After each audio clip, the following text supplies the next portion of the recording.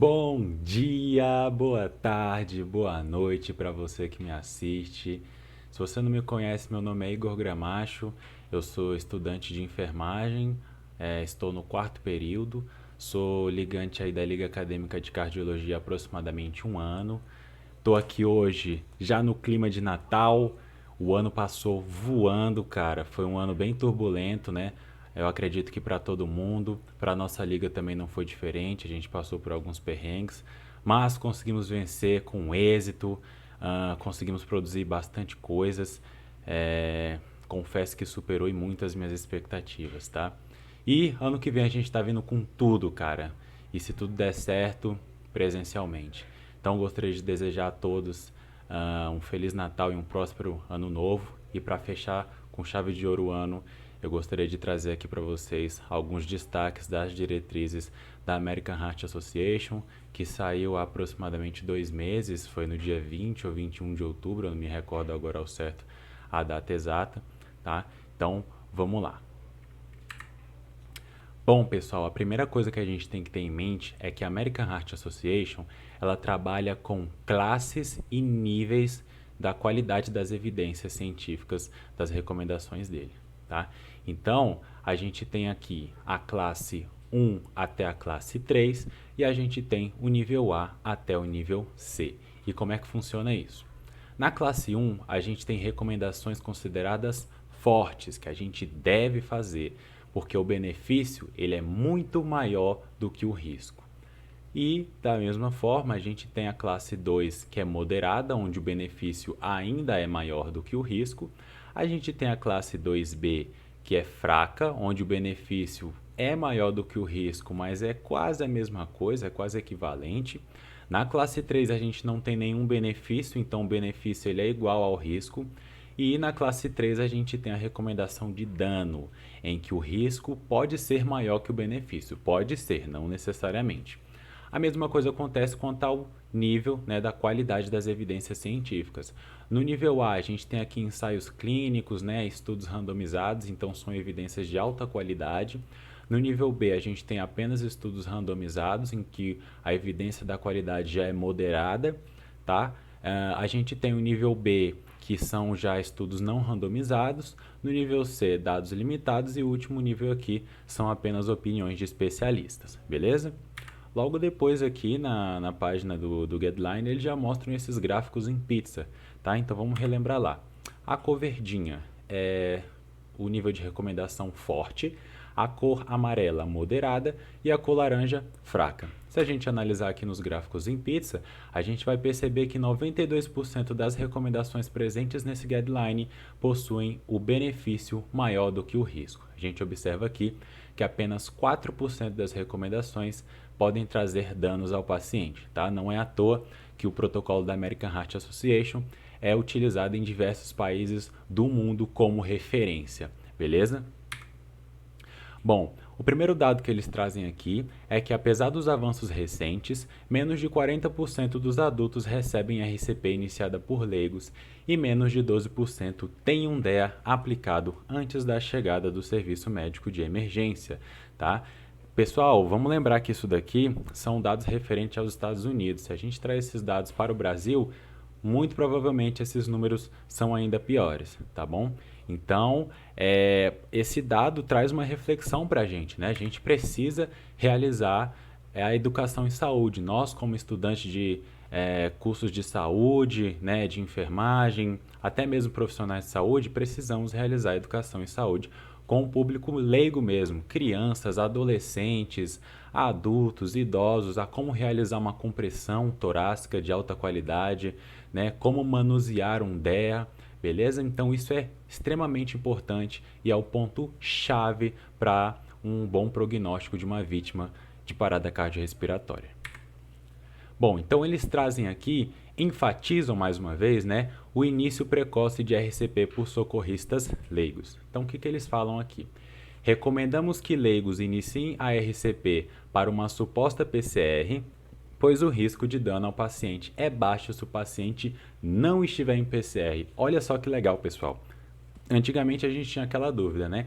Poxa, mas e se o paciente não tiver em PCR e eu fizer as compressões torácicas, será que não é melhor eu esperar o serviço médico de emergência chegar e deixar esse paciente sem RCP e deixar que o serviço faça tudo sozinho?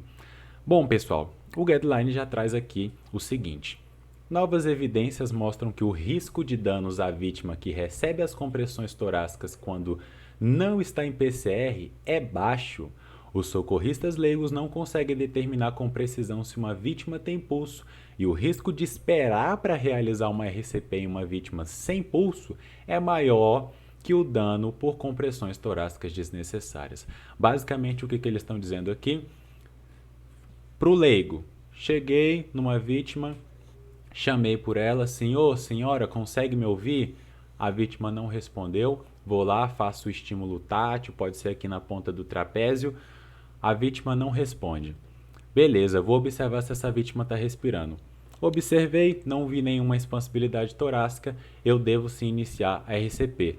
Fiquei na dúvida se a vítima está respirando, ainda assim é o que eles trazem aqui, eu devo sim realizar as manobras de reanimação. Lembrando, pessoal, que leigo não checa pulso, tá? O leigo ele tem essa dificuldade, né, na anatomia de encontrar aqui a artéria carótida quando a gente está falando de adultos, beleza? Lembrando que hoje, pessoal, só vou tratar aqui das recomendações para adultos. Se vocês gostarem do vídeo, pode deixar aí nos comentários que eu posso trazer futuramente a questão das gestantes e as crianças, né? As recomendações pediátricas, beleza? Então, vamos passando. Como que deve ser feito, pessoal, essas compressões? Aqui eu trouxe um videozinho para vocês, tá? Da própria American Heart Association. Então a gente observa aqui o seguinte, vamos analisar com calma aqui. Então percebam, pessoal, que o braço da socorrista está esticado no ângulo de 90 graus, ele não está dobrado. Ela realiza as compressões utilizando a força do tórax, tá? Empurrando a força do tórax dela contra o peito desse paciente, tá? Onde é que a mão está posicionada? Ela está posicionada no centro do tórax, beleza? A mão dominante no centro do tórax. No caso, se eu sou destro, a minha mão direita vai ficar aqui no centro do tórax e a mão esquerda vai ficar por cima, entrelaçando os dedos, beleza? Ela vai ficar exatamente em cima do osso externo, tá? Então, e olha só, ela está permitindo aqui, pessoal, o retorno completo do tórax, olha só. Beleza? Eu preciso permitir esse retorno completo do tórax. Então, os princípios básicos para uma RCP de alta qualidade são os braços no ângulo de 90 graus, permitindo o retorno do tórax, as mãos têm que estar bem posicionadas no externo e a força deve ser realizada com o tronco, né, o tórax do socorrista, beleza? E tem que ser rítmico, numa frequência de 100 a 120 compressões por minuto. Afinal, pessoal, a vítima que está em parada cardiorrespiratória não tem um fluxo adequado como ele deveria estar. Foi por isso que ela entrou numa parada cardiorrespiratória. Então, o único fluxo que vai ser gerado vai ser o das compressões torácicas feitas pelo socorrista. Ah, mas eu preciso seguir muito bem todas essas recomendações do braço, do tórax, da frequência? Sim, pessoal, porque se você segue todas essas recomendações da American Heart Association, você permite isso daqui, ó. Você permite que a vítima tenha um fluxo sanguíneo adequado, beleza? Aqui é um exemplo de como deve ser feita a reanimação cardiopulmonar pediátrica, né? Ela já é diferente, já é com os dedos, porque a estrutura corpórea de um recém-nascido é muito mais frágil do que no adulto, tá? Se vocês quiserem, eu posso trazer futuramente. Então, só recapitulando, né, a força deve ser feita com o tronco, o braço no ângulo de 90 graus, permitindo o retorno completo do tórax numa frequência de 100 a 120 compressões por minuto. E a American Heart Association traz que deve ser feito 5 ciclos de 30 compressões seguidos de 2 ventilações. Então, como é que funciona? Detectei que a vítima está em uma parada cardiorrespiratória, eu vou iniciar as compressões. 1, 2, 3, 4, 5, 6... 27, 28, 29, 30. Terminei, vou realizar as ventilações. As ventilações podem ser feitas tanto por respiração boca a boca, pode ser feita também com a pocket mask, pode ser feita também com a bolsa válvula máscara, tá? Ou AMBU, conhecido também como BVM. Lembrando, pessoal, que em tempos de pandemia, as recomendações trazem que a gente não deve realizar ventilações, quando a gente fala de socorristas leigos, beleza? porque tem um alto risco de aerossóis, né? Essa manobra ela gera muitos aerossóis e se a vítima tiver sido contaminada pela Covid, quase certo que o socorrista vai se contaminar também, beleza?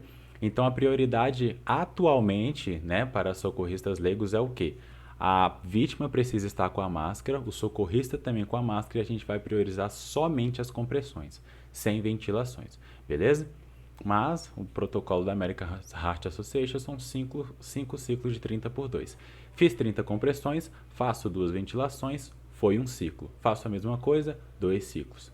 Depois dos 5 ciclos, a gente vai verificar se essa vítima teve o retorno da circulação espontânea, beleza? No caso do socorrista leigo, a gente vai realizar essa manobra até a chegada do serviço especializado, né, um serviço médico de emergência.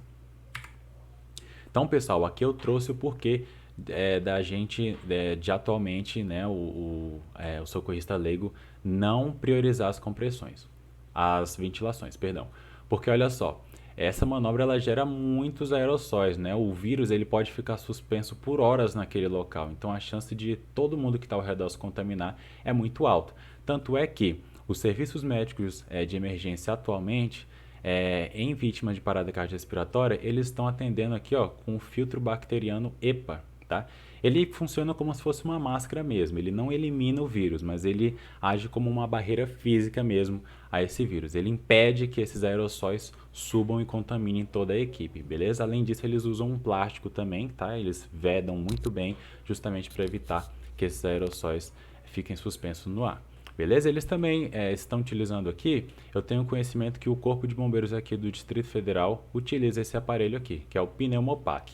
Ele basicamente, pessoal, é idêntico a uma bolsa válvula máscara ou BVM, tá? Só que ele funciona de maneira automática. Por quê? As recomendações atuais para profissionais de saúde é o quê? O socorrista que vai utilizar a bolsa válvula máscara, ele precisa de 2 pessoas para ficar só na ventilação. Uma vai ventilar e a outra vai só vedar a máscara. Para quê? Para evitar esses aerossóis suspensos no ar, beleza?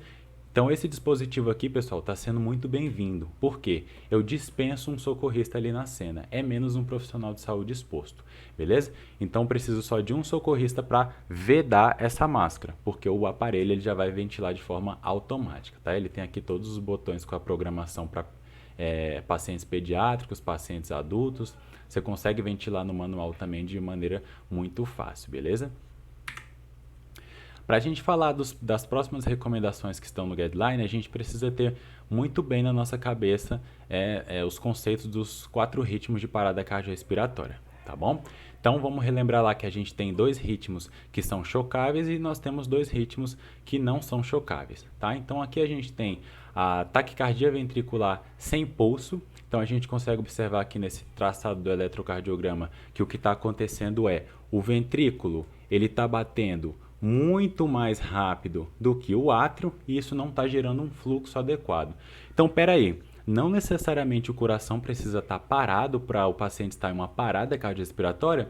Exatamente, tá? Não necessariamente ele está parado, como é no caso da assistolia. No momento em que eu não consigo gerar um fluxo adequado, esse paciente já está em parada cardiorrespiratória, beleza?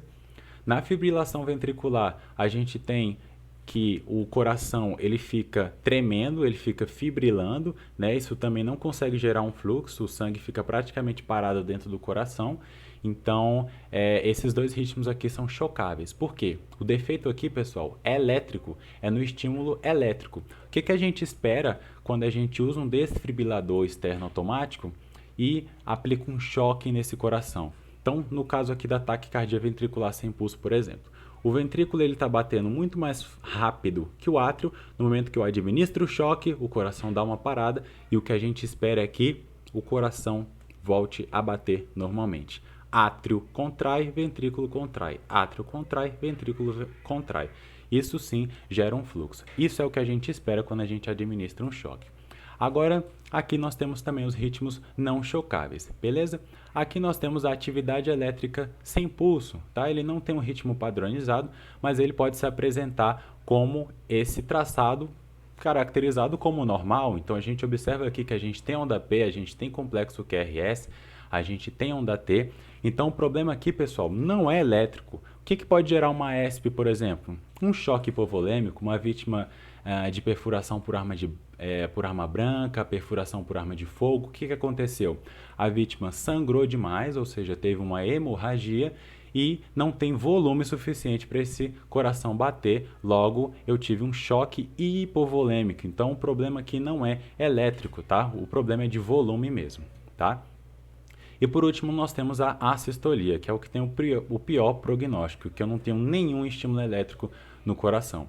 A tendência, pessoal, desses 3 ritmos que eu falei aqui, tanto a taquicardia ventricular, a fibrilação ventricular e a AESP, é de que se essa vítima não recebe compressões durante muito tempo, não recebe ventilação durante muito tempo, é que ela evolua para uma AESP. Qualquer um desses 3 ritmos aqui.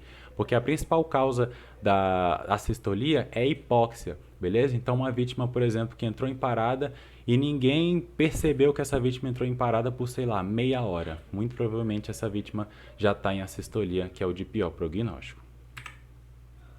Então, eles trazem aqui também outro tópico que é o seguinte. As recomendações anteriores sobre a administração de epinefrina, pessoal, adrenalina e epinefrina é a mesma coisa, tá? Foram reafirmadas com ênfase em sua administração mais precoce. Pessoal, a gente vai ver como é que funciona isso já já. Então, olha só, outro tópico que eles trazem aqui é o seguinte: algoritmos aprimorados e recursos visuais fornecem recursos fáceis para lembrar das orientações para cenários de ressuscitação no suporte básico e no suporte avançado. Olha só, pessoal, uma grande novidade nesse guideline aqui é que ele veio com muito fluxograma, mapas mentais, né? Para quem acompanhou aí os protocolos da American Heart Association de 2015, perceberam que ele era muito escrito, era um texto muito massivo mesmo. Então, olha só, esses recursos visuais aqui facilitam na hora da adrenalina ali, para você lembrar de como deve ser feitos os protocolos, beleza?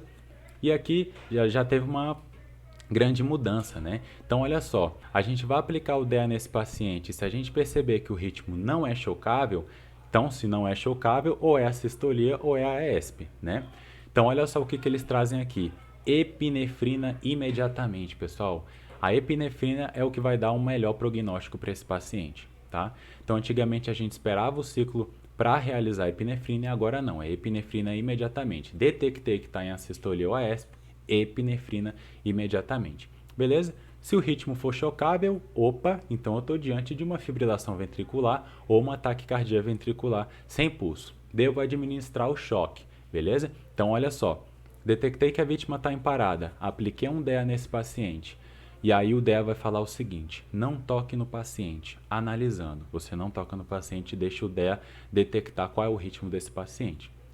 E ele vai falar, por exemplo, choque indicado, pressione o botão piscando. Você vai pedir para todos os socorristas se afastarem e aí você vai apertar o botão que vai estar lá piscando. Apertei o botão, administrei o choque nesse paciente. Vou iniciar a RCP normalmente. Quanto? 5 ciclos de 30 por 2. Beleza? Nesse momento, pessoal, eu já posso fazer um acesso intravenoso ou intraósseo nesse paciente. Beleza? Faço lá 5 ciclos de 30 por 2 de novo. E aí o DEA vai falar o seguinte: não toque no paciente, analisando. Ele vai tentar detectar qual que é o ritmo desse paciente. É um ritmo chocável de novo, administrei o segundo choque, vou lá e choco. E aí, pessoal, eu já vou entrar com a epinefrina, beleza? Lembrando, pessoal, que a epinefrina é a única droga que pode ser utilizada nos 4 ritmos de parada, tá? 1 miligrama. E aí, pessoal, nos ritmos chocáveis, a gente vai ter também a amiodarona e a lidocaína.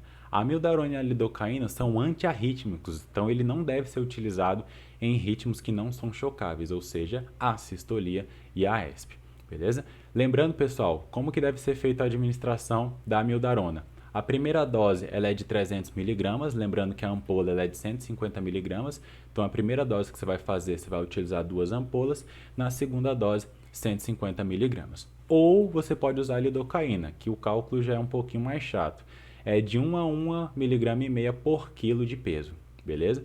E a segunda dose é de 0,5 a 0,75 mg por quilo de peso. Lembrando que a amiodarona e a lidocaína são para ritmos chocáveis. beleza? E elas têm um limite de 2 administrações. Depois que você administrou 2 vezes, vai ser epinefrina ou até o paciente voltar ou até ter sido declarado óbito nesse paciente. Agora a gente vai falar um pouquinho de IDEA, tá? Porque é outro tópico que eles trazem aqui, que o uso de dispositivos de feedback visual em tempo real é recomendado como forma de manter a qualidade da RCP. O que seria esse dispositivo de feedback visual, pessoal? Alguns DEAs, né, eles têm aqui no centro esse dispositivo de feedback visual, que é exatamente isso daqui, ó. Então, olha só, você posiciona uma pá no tórax do paciente, posiciona outra pá, e esse dispositivo ele já vai ficar exatamente no local onde deve ser feito a RCP, beleza? E ele, pessoal, ele tem esse, como o nome já diz, feedback em tempo real. Então, ele vai falar compressões boas. Então, quer dizer que a profundidade das compressões estão boas. Ele vai te informar isso. Literalmente tem um robozinho que fala com você, que é para você manter as compressões do jeito que você está fazendo. Comprima mais forte. Se você estiver comprimindo muito devagar, ele vai falar para você também. E ele vai falar, não toque no paciente, analisando. Então, esse dispositivo de feedback visual, ele é recomendado como forma de manter a qualidade da RCP, porque com eles você consegue manter uma boa profundidade, um bom ritmo, né? Você consegue fazer a RCP de alta qualidade com esse apoio do feedback visual em tempo real. Então, pessoal, outro tópico que eles trazem, né, é a importância do início imediato da RCP por socorristas leigos. Isso daí ele já tem reenfatizado há muito tempo, né? Então, aqui, por exemplo, a gente tem um artigo, né, da Sociedade Brasileira de Cardiologia lá de 2013, tá, em que um trecho eles falam o seguinte: cerca de 56 a 74% dos ritmos de parada no âmbito pré-hospitalar, ou seja, fora do hospital, ocorrem em fibrilação ventricular, pessoal. É um ritmo chocável, ou seja, de 2/4 a 3/4 de todos os ritmos de parada cardiorrespiratória são ritmos chocáveis. O melhor remédio para esse paciente vai ser um DEA, um desfibrilador externo automático, pessoal. Então, quanto mais cedo esse paciente receber esse DEA, melhor o prognóstico dele. Por isso que eles reenfatizam que nós devemos realizar educação em saúde com todo mundo. Os socorristas leigos, eles têm um papel importantíssimo para a sobrevida desse paciente. E eu vou ler aqui outro trecho do que eles falam nesse artigo, olha só. O sucesso da ressuscitação está intrinsecamente relacionado a uma desfibrilação precoce, olha só. Ideal dentro dos primeiros 3 a 5 minutos após o colapso. Então a vítima entrou em parada cardiorrespiratória, o DEA ele vai ser crucial nesse período de tempo aqui, de 3 a 5 minutos. E a gente sabe que a realidade brasileira, por muitas vezes o serviço médico de emergência não consegue chegar num período tão curto assim.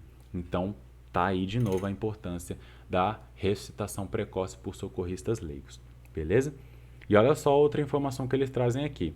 A cada minuto transcorrido do início do evento arrítmico súbito sem a desfibrilação, as chances de sobrevivência diminuem em 7 a 10%. O que significa, pessoal? Uma vítima entrou em parada cardiorrespiratória e ficou 10 minutos sem receber a reanimação cardiopulmonar, sem receber ventilação, sem ser assistida, é praticamente certo que essa vítima não irá sobreviver, beleza?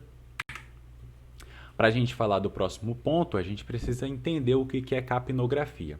Pessoal, a capnografia ela vai mensurar nada mais nada menos do que a pressão parcial exalada de CO2. Ela vai mensurar o CO2 que está saindo do corpo, beleza? E a gente vai ver por que isso é muito importante durante uma parada cardiorrespiratória. Pessoal, para a gente ter uma pressão parcial exalada de CO2, a gente precisa ter duas coisas. Guarda isso direitinho. A gente precisa ter circulação e troca gasosa lá nos alvéolos pulmonares. Guarda bem isso que eu acabei de falar para vocês. Então, olha só, como a capnografia pode ser útil durante uma parada cardiorrespiratória. Pessoal, como eu falei, a pressão parcial, a capnografia, ela vai mensurar a pressão parcial de CO2 exalado, tá? Isso aqui é uma abreviação para tudo isso aqui, ETCO2.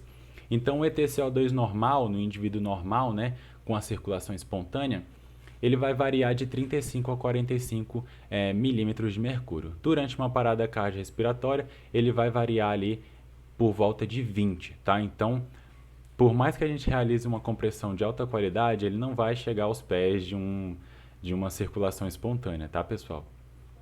Então, olha só, é, quando a gente. Vamos fazer uma situação hipotética aqui. A vítima está em parada cardiorrespiratória, está recebendo as compressões. Eu vou lá e faço uma via aérea avançada nesse paciente. No momento em que eu faço a via aérea avançada nesse paciente, eu instalo a capnografia. E aí eu percebo que o gráfico está desse jeito aqui, totalmente zerado. Mas espera aí, pessoal. Eu acabei de falar para vocês que para eu ter uma pressão parcial exalada de CO2, eu só preciso de duas coisas. Eu preciso de circulação e troca gasosa. Tô tendo circulação, não tô tendo? Tem um socorrista ali comprimindo. Fiz ali a minha via aérea avançada. Pessoal, isso então é um indicativo de que eu não estou tendo troca gasosa. Isso significa que o tubo foi colocado no lugar errado. O tubo não está na laringe, ele está no esôfago. No esôfago não existe troca gasosa. Então a capnografia, pessoal, em suma, ela vai ser extremamente importante para a gente confirmar o posicionamento dessa via aérea avançada e também vai servir para a gente saber se as compressões estão de alta qualidade. Se eu olho aqui para minha capnografia e percebo que esse valor está, sei lá, 5, 7, e aí eu olho lá para o meu socorrista e percebo que ele está fazendo compressões muito superficiais ou está fazendo muito rápido, muito devagar, isso significa que minhas compressões não estão de alta qualidade. Então posso orientar ele, não, pode fazer um pouco mais forte, pode fazer um pouco mais devagar, faça um pouco mais rápido. E aí eu olho lá na capnografia, opa, os valores começaram a subir. Isso significa que as compressões estão de alta qualidade. Então, só recapitulando, se ele está recebendo umas compressões de alta qualidade, eu entubei esse paciente e o capnógrafo está zerado, significa que o tubo foi posicionado no lugar errado. O profissional precisa retirar essa via aérea avançada e realizar o procedimento novamente.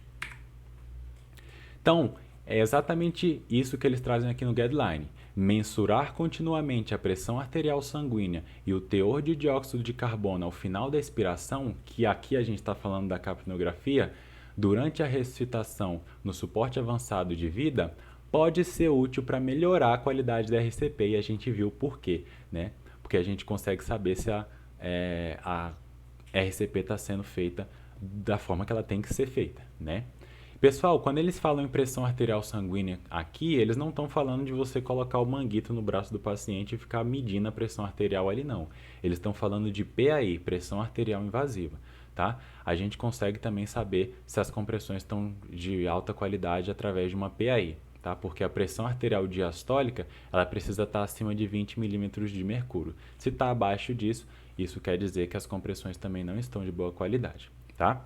Então, pessoal, a diretriz antiga, ela dizia o seguinte, que a capnografia, ela precisaria estar em valores acima de 10, só falavam isso, acima de 10. Nessa diretriz de 2020, eles trazem o seguinte, que convém manter acima de 10, mas o ideal é acima de 20, tá? Esses valores aqui, beleza? Isso também foi uma mudança que veio aí no novo guideline. Outro ponto que eles trazem é que, com base na evidência mais recente, o uso rotineiro de dupla desfibrilação sequencial não é recomendado, pessoal. Então, isso é uma manobra pouco difundida, tá? Mas que era basicamente o seguinte. Percebi que o meu paciente está em um ritmo chocável. Vou lá e desfibrilei ele. Não voltou à circulação espontânea, eles desfibrilavam novamente logo em seguida. E eles trazem aqui que isso não é recomendado. Outro ponto muito interessante, pessoal, o acesso intravenoso é via preferida de administração de medicação durante a ressuscitação no suporte avançado de vida. O acesso intraósseo é aceitável se o intravenoso não estiver disponível, pessoal. Então, eles fizeram um estudo e perceberam que o prognóstico de pacientes que receberam medicação pelo acesso intravenoso foram muito melhores do que os pacientes que receberam medicação através de um acesso intraósseo. Então, se eu não conseguir um acesso intravenoso, aí sim eu vou para o intraósseo. Outro ponto interessante, pessoal, eles trazem também assuntos relacionados à intoxicação por opioides, pessoal. Opioides a gente pode estar falando aí de heroína, morfina, lembrando que esse protocolo ele é dos Estados Unidos, né? Lá a intoxicação por opioides é muito mais comum, mas a gente precisa saber disso daqui também, tá? Mesmo a gente vivendo aqui no Brasil. Então, pessoal, eles trazem aqui assuntos relacionados à naloxona. Para quem não lembra, a naloxona ele é um antagonista de opioides, ele vai cessar esse efeito dos opioides, beleza? Lembrando que na superdose de opioides a gente tende a ter uma depressão respiratória, beleza? Se a gente tem uma depressão respiratória, a tendência é que essa vítima entre em uma parada respiratória que consequentemente vai progredir para uma parada cardiorrespiratória, beleza? Então a gente tem aqui, pessoal, a naloxona, que é para ser realizada intramuscular, que é a dose de 0,4 miligramas por ml, e a gente tem a naloxona também intranasal, que ela já vem aqui em 4 miligramas, beleza? Ela pode ser feita ou intramuscular ou intranasal e pode ser repetida após 4 minutos. Então, olha só como é que eles trazem. Olha só, pessoal, fluxograma novamente aqui, ó. Mais um ponto que eles gostaram de trazer. O guideline está praticamente todo assim, pessoal. Só mapas mentais e fluxogramas, tá? Então, eles trazem aqui o algoritmo de emergência para leigos e para profissionais de saúde. Vamos ver o que muda? Vamos lá. Suspeita de intoxicação por opioide. O que o leigo vai fazer? Ele vai verificar se a vítima responde, vai chamar por ajuda ou por alguém próximo, acionar o sistema médico de emergência e buscar a naloxona em um DS disponível. Por quê? Porque a naloxona ela é um antagonista de opioides, pessoal. Ela é utilizada em superdoses de opioides aí, tá? Para justamente evitar essa depressão respiratória. A vítima está respirando normalmente? Se a resposta for sim, a gente vai evitar a deterioração, vai bater no ombro e chamar em voz alta, reposicionar, considerar o uso da naloxona, continuar a observar até que o serviço médico de emergência chegue. Não está respirando? Vou iniciar RCP. Vou administrar a naloxona, utilizar um DEA e retomar a RCP até a chegada do serviço médico de emergência. Quando a gente fala de profissionais de saúde, vamos ver o que muda aqui. A gente vai verificar também se a vítima responde, chamar por ajuda nas proximidades, acionar o serviço médico de emergência e buscar naloxona em um DS disponível. Até aqui é praticamente a mesma coisa. A pessoa está respirando normalmente? Se a resposta for sim, a gente vai evitar a deterioração, tocar os ombros e chamar em voz alta, abrir a via aérea dessa vítima e reposicionar, considerar a utilização de naloxona e fazer o transporte dessa vítima para o hospital. Se a vítima não está respirando, o que o profissional de saúde vai fazer? Checar aqui o pulso carotídeo quando a gente está falando de adulto, tá? A gente vai avaliar por no máximo 10 segundos. Se a vítima tem pulso, então ela está o quê? Em parada respiratória. Ela não está respirando, mas ela tem pulso. Então, o que a gente vai fazer? A gente vai ventilar essa vítima. A gente vai realizar a ventilação de suporte, abrir a via aérea dessa vítima e reposicionar, realizar a ventilação de resgate ou com um dispositivo bolsa, válvula, máscara e administrar a naloxona. Se a vítima não tem pulso, aí é protocolo normal de suporte básico de vida. Iniciar RCP, usar um DEA, considerar a naloxona e consultar o algoritmo de SBV para PCR. Outra alteração aqui, pessoal, muito significativa foi o seguinte, né? Um novo elo aqui na cadeia de sobrevivência. Então aqui eu coloquei do lado esquerdo a antiga cadeia de sobrevivência e aqui a nova cadeia de sobrevivência. Então, pessoal, a gente percebe basicamente o seguinte aqui, ó. A gente tem aqui o protocolo no intra-hospitalar e no extra-hospitalar. No intra-hospitalar, a gente consegue observar que eles juntaram esses dois elos aqui, ó, porque era vigilância e prevenção e reconhecimento e acionamento do serviço médico de emergência. Aqui eles já colocam o seguinte, ó, reconhecimento e prevenção precoce, tá?